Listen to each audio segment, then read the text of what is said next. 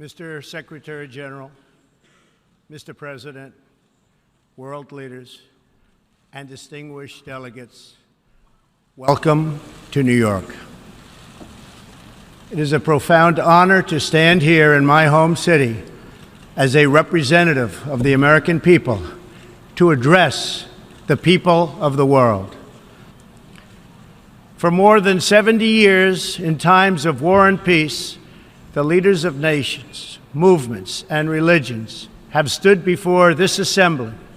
Like them, I intend to address some of the very serious threats before us today, but also the enormous potential waiting to be unleashed.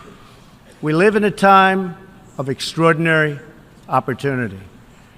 Breakthroughs in science, technology, and medicine are curing illnesses and solving problems that prior generations thought impossible to solve.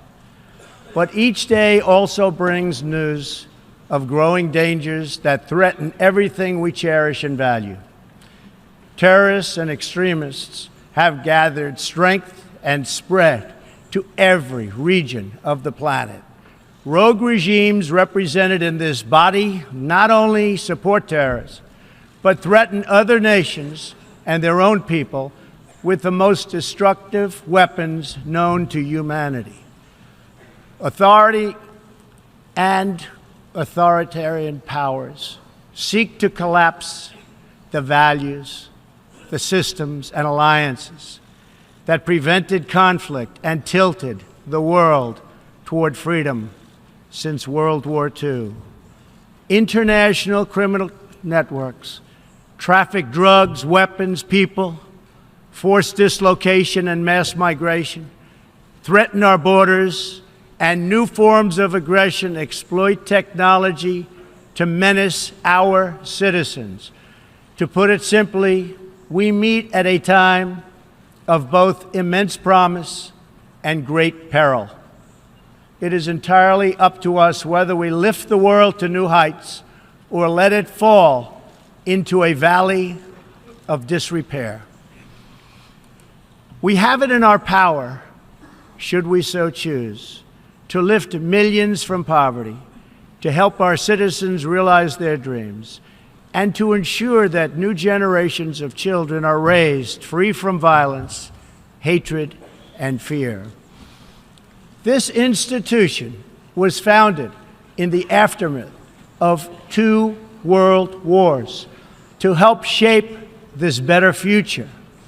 It was based on the vision that diverse nations could cooperate to protect their sovereignty, preserve their security, and promote their prosperity. It was in the same period, exactly 70 years ago, that the United States developed the Marshall Plan to help restore Europe. Those 3 beautiful pillars, they're pillars of peace, sovereignty, security, and prosperity. The Marshall Plan was built on the noble idea that the whole world is safer when nations are strong, independent, and free. As President Truman said in his message to Congress at that time, our support of European recovery is in full accord with our support of the United Nations.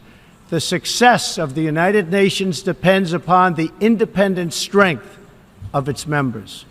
To overcome the perils of the present and to achieve the promise of the future, we must begin with the wisdom of the past. Our success depends on a coalition of strong and independent nations that embrace their sovereignty to promote security, prosperity, and peace for themselves and for the world. We do not expect diverse countries to share the same cultures, traditions, or even systems of government, but we do expect all nations to uphold these 2 core sovereign duties: to respect the interests of their own people and the rights of every other sovereign nation. This is the beautiful vision of this institution, and this is the foundation for cooperation and success. Strong, sovereign nations let diverse countries with different values, different cultures, and different dreams not just coexist, but work side by side on the basis of mutual respect. Strong, sovereign nations let their people take ownership of the future and control their own destiny. And strong, sovereign nations allow individuals to flourish in the fullness of the life intended by God. In America, we do not seek to impose our way of life on anyone, but rather to let it shine as an example for everyone to watch. This week gives our country a special reason to take pride in that example. We are celebrating the 230th anniversary of our beloved Constitution, the oldest Constitution still in use in the world today. This timeless document has been the foundation of peace, prosperity, and freedom for the Americans, and for countless millions around the globe whose own countries have found inspiration in its respect for human nature, human dignity, and the rule of law. The greatest in the United States Constitution is its first three beautiful words. They are, "We the people." Generations of Americans have sacrificed to maintain the promise of those words, the promise of our country and of our great history. In America, the people govern, the people rule, and the people are sovereign. I was elected not to take power, but to give power to the American people where it belongs. In foreign affairs, we are renewing this founding principle of sovereignty.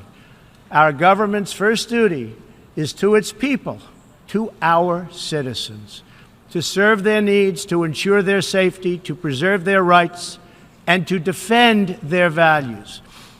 As President of the United States, I will always put America first, just like you, as the leaders of your countries, will always and should always put your countries first.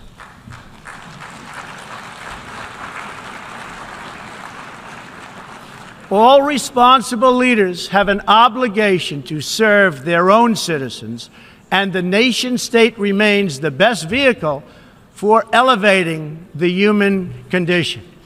But making a better life for our people also requires us to work together in close harmony and unity to create a more safe and peaceful future for all people. The United States will forever be a great friend to the world, and especially to its allies.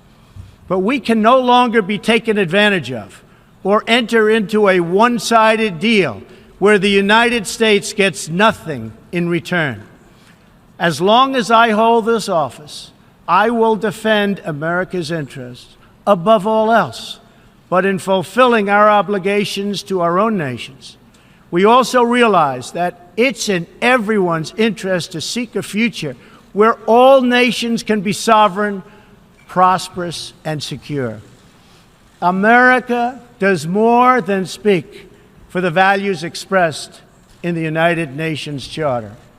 Our citizens have paid the ultimate price to defend our freedom and the freedom of many nations represented in this great hall. America's devotion is measured on the battlefields where our young men and women have fought and sacrificed alongside of our allies. From the beaches of Europe to the deserts of the Middle East to the jungles of Asia.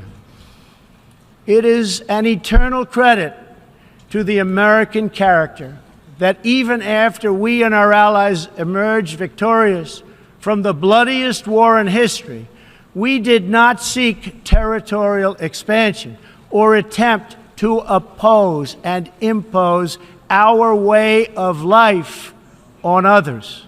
Instead, we help build institutions such as this one to defend the sovereignty, security, and prosperity for all. For the diverse nations of the world, this is our hope. We want harmony and friendship, not conflict and strife.